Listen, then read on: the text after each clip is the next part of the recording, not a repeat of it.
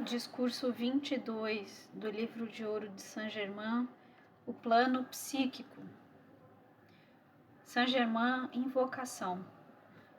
Ó tu, presença infinita, presença habitável, tua luz é onipenetrante, tua opulência de substância é onipresente e onipenetrante. Nós abrimos a atividade da consciência exterior para a direção consciente e moldamos dentro da forma todas as boas coisas que desejamos.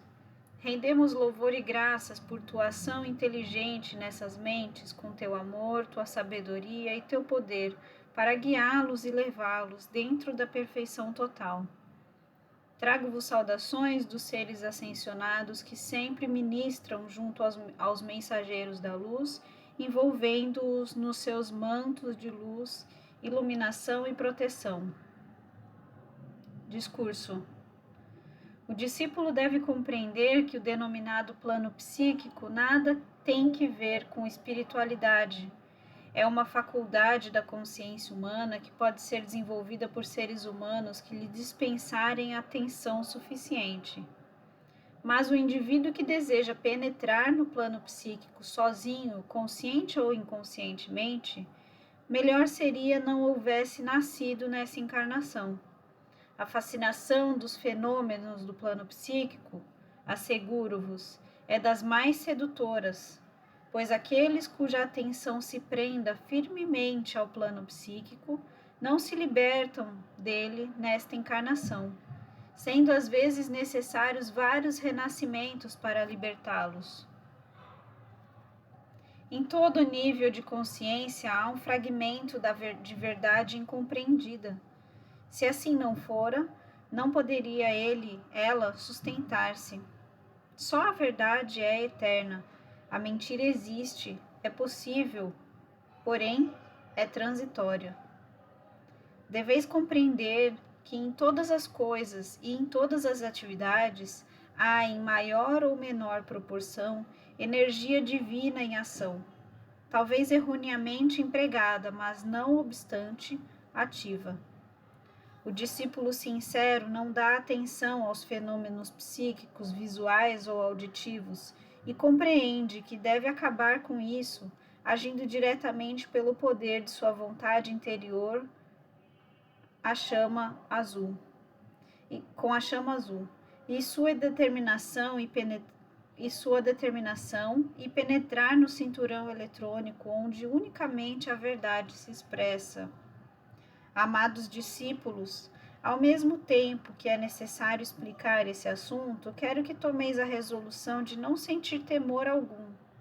No interior da camada psíquica do pensamento e do sentimento acha-se a principal atividade daquilo que conhecemos como força sinistra nesse mundo. Algumas vezes, pessoas que alcançam esplêndidas vitórias, não compreendendo a exata realidade do que estou dizendo, permitiram que sua atenção fosse atraída para essa camada, em consequência do despertar prematuro dessa faculdade física. Por lhes ter sido apresentada uma semelhança da verdade com alguns fenômenos, o bastante para lhes atrair a atenção. Mas se observarem o devido cuidado, todos verão ir desaparecendo essa imitação da verdade. Um dos atributos, talvez o mais fascinante desse plano, consiste em fazer falsas profecias, induzindo o indivíduo a vaticinar extravagâncias. De vez em quando, uma se cumpre, a fim de prender mais fortemente a atenção. Além disso, há uma certa substância que é introduzida no cérebro. Ainda não vos posso dar maiores explicações a esse respeito. Isso torna impossível, mesmo ao mestre, interferir para auxiliar o indivíduo, porque foi pelo seu livre-arbítrio que ele aceitou a situação. Tem havido casos em que a pessoa percebeu o erro antes de ter avançado demais, e a um intenso pedido de libertação, um dos irmãos foi enviado para libertá-la completamente. Ocasionalmente surge alguém que, devido à sua grande pureza, passa pelo plano psíquico sem conhecê-lo ou contatá-lo. Tal pessoa é realmente muito venturosa. As forças que existem nesse plano atuam mais diretamente sobre a natureza sentimental, o que quer dizer sobre as paixões do indivíduo, por serem mais facilmente atingíveis. Aqueles que perderam o poder de controlar suas paixões, tanto pelo sexo como pela ira, ficaram, consciente ou inconscientemente, enredados na esfera psíquica do pensamento e sentimento, abrindo desse modo as portas de seus belos e magníficos templos de Deus. Através dessas portas abertas, as forças psíquicas agarram-se a eles, intensificando suas paixões, até torná-las descontroladas, quando de outro modo poderiam ser dominadas. Seria preferível que tais indivíduos pisassem em cobras cascavéis, porque seriam então apenas lançados fora de seus corpos físicos e libertados. Mas uma vez enredados nessa esfera psíquica, se escravizam frequentemente por muitas encarnações. Por quê? Porque imprimem imagens em seus mundos mentais das quais não sabem como se libertar. Consequentemente, essas almas renascem com as mesmas tendências até depois da segunda ou terceira encarnação. Vêm a ser as criaturas depravadas que encontrais em toda parte. Às vezes, a influência é bastante astuciosa, a ponto de ocultar essa particularidade ao mundo exterior por muito tempo, efetuando sua obra nefasta em segredo. E aqui está a parte mais pungente dessa situação, aparentemente oculta, mas como se apresenta do ponto de vista exterior.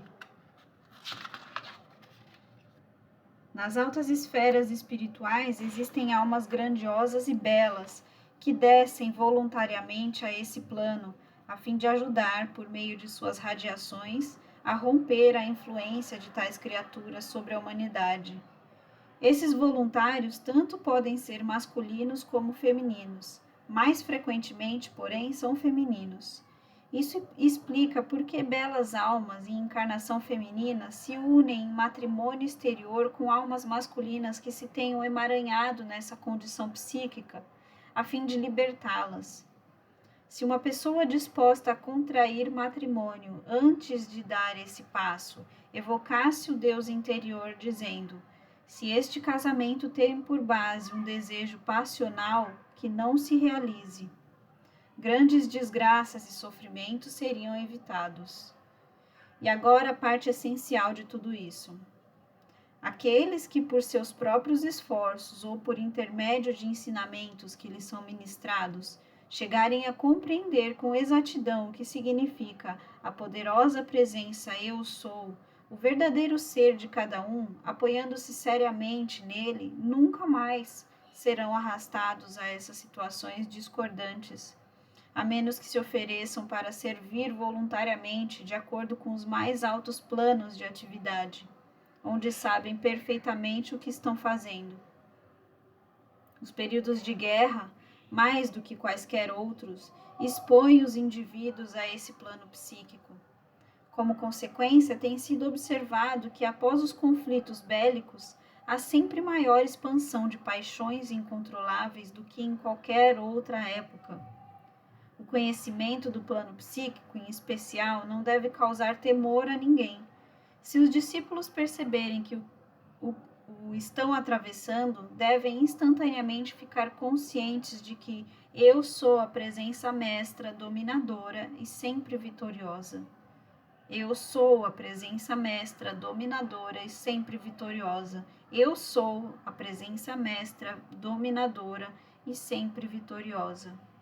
E imediatamente encontrarão força para enfrentar seja o que for que apareça e prosseguir serena e destemidamente. Jesus sugeriu que essa explanação fosse dada enquanto os discípulos estivessem sob a tríplice radiação. Essa radiação tríplice significa que ele sempre carrega sua radiação com a tríplice atividade do Pai, do Filho e do Espírito Santo, ou a presença Eu Sou. Astrologia.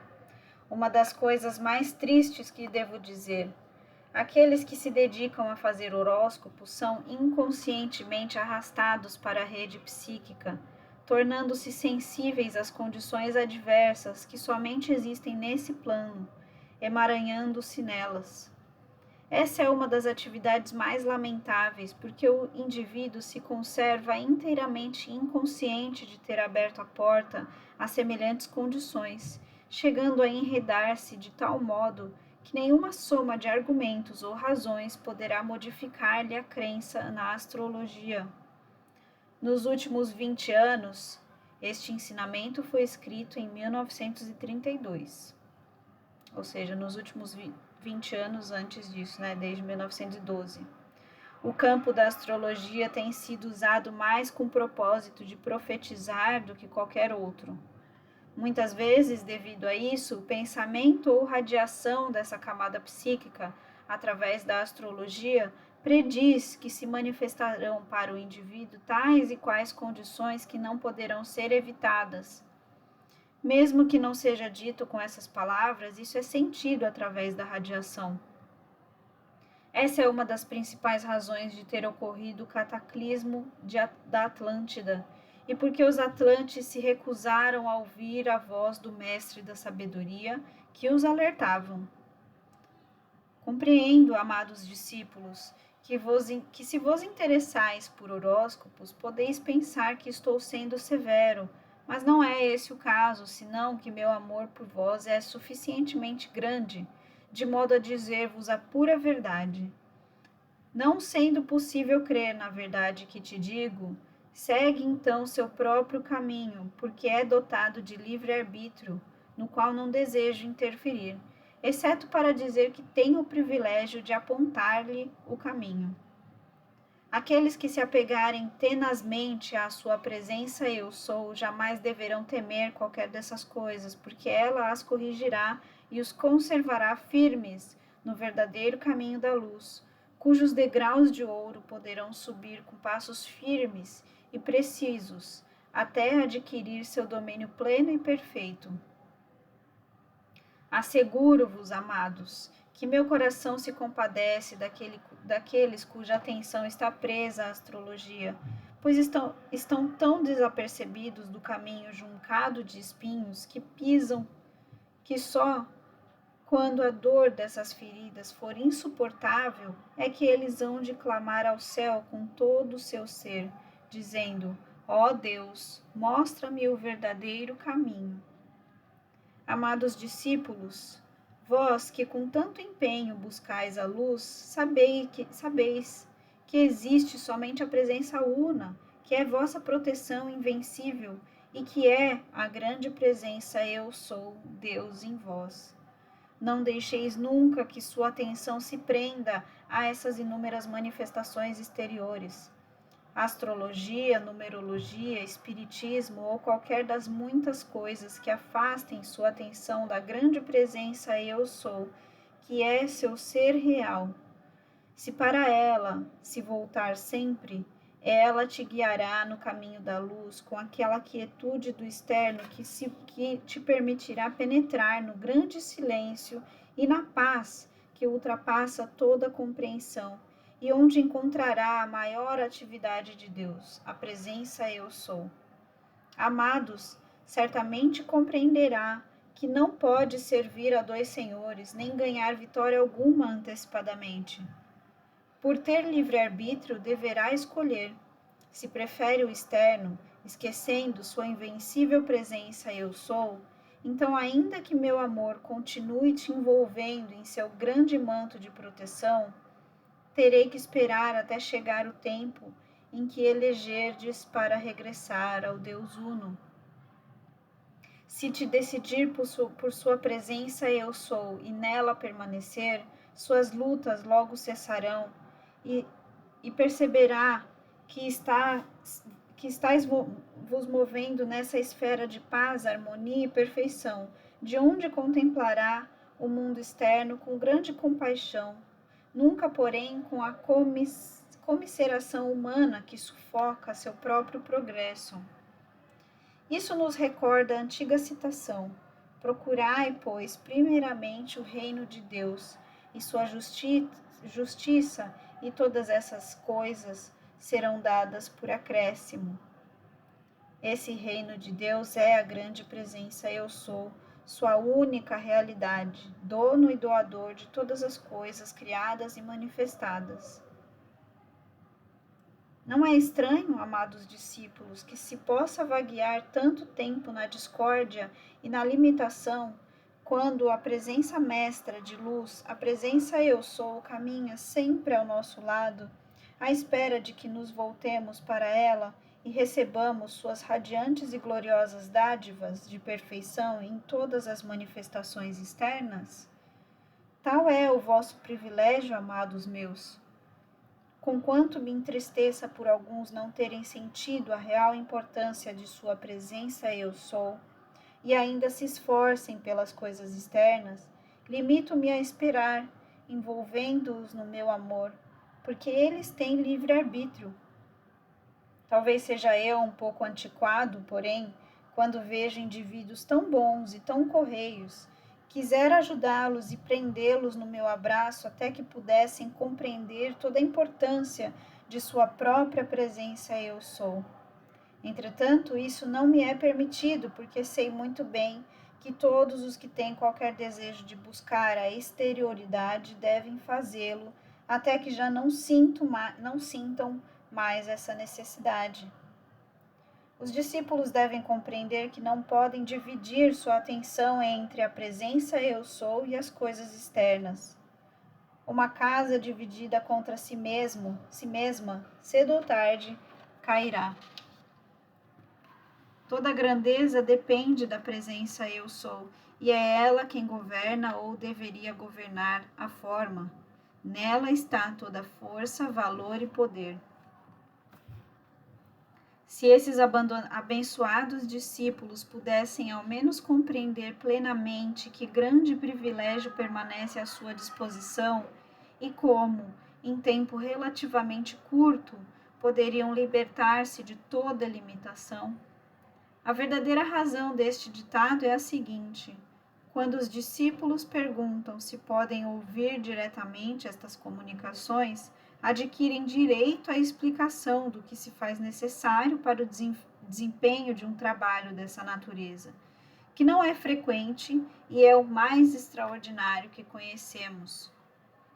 O fato é que o Deus Uno é sempre perfeito, sempre foi, é agora e sempre será. E o eu sou é essa presença. Mas se os discípulos não têm consciência disso, seu corpo e seu cérebro devem passar por um período de ajustamento. A estrutura atômica é um instrumento mecânico e as partes inumeráveis de que se compõem devem trabalhar em harmonia e perfeita cooperação umas com as outras. Os discípulos não compreendem que quando um certo trabalho específico deve ser realizado, tem de haver também um preparo definido nesse sentido. Por exemplo, suponhamos que exista uma pessoa que por natureza é dotada de uma qualidade invulgar para falar em público. Para que receba assistência da hóstia ascensionada, deve haver um preparo espiritual. O orador seria preparado de modo que 20 ou 30 minutos antes da conferência fosse cercado por um tubo de luz, no qual nada penetrasse, exceto a radiação do mestre inspirador. O ajustamento do corpo e cérebro do discípulo leva semanas, meses ou anos para se completar, dependendo das necessidades do indivíduo. Jamais na história da preparação de discípulos, o mestre lhes permitiu entrar no seu próprio círculo eletrônico interior. Aos discípulos se ensina a aplicação, mas nunca penetram no círculo eletrônico do mestre. O círculo eletrônico aqui organizado para este trabalho exigiu 30 anos de preparação, e não obstante a beleza de radiação e amor de um indivíduo, nós não temos tempo para aprontar e ajustar a estrutura atômica do cérebro e do corpo dos discípulos neste período de crise mundial. Todavia, se estiverem sinceramente decididos a empregarem a presença eu sou, serão preparados para a presença da hóstia ascensionada. Essa foi a leitura 22 do livro de ouro de Saint Germain. Muita informação importante aqui. Devemos ler novamente, né? Muito obrigada, Saint Germain. Eu sou.